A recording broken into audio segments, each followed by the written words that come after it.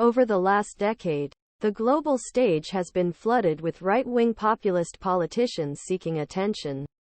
It a development that is subject to economic, social and historical analysis. But one aspect of this phenomenon overlooked the critical role of the haircut. Former Tory minister Rory Stewart acknowledged this, saying on the Rest is Politics podcast last week, populism is all about hair. Just look at 53-year-old Javier Milei, soi-disant anarcho-capitalist who was elected president of Argentina last month, or 60-year-old Geert Wilders, the anti-immigrant leader of recently elected Dutch Freedom Party.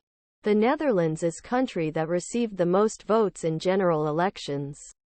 What immediately catches observers' attention is the abundance of hair these two middle-aged men from radical right have.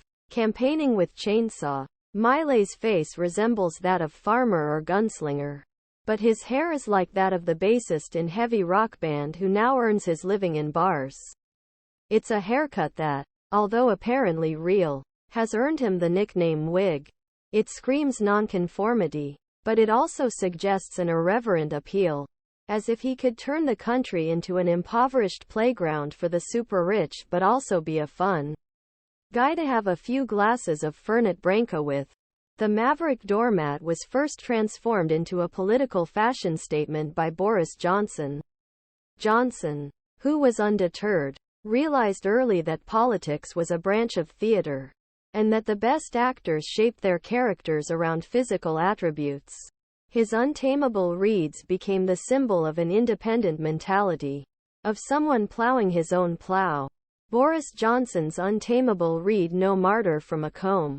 Justin TallisAFP History tells us that this furrow goes wherever the political winds blow. While meteorological winds often turn its head into a hairstyle disaster, there seemed to be an inverse relationship between his preoccupation with personal ambitions and the care he devoted to grooming his hair. It was a kind of inspired double bluff.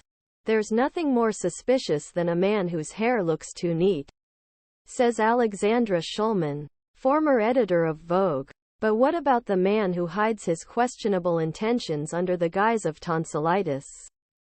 This kind of hair points to you. It turns you into a widely recognized character.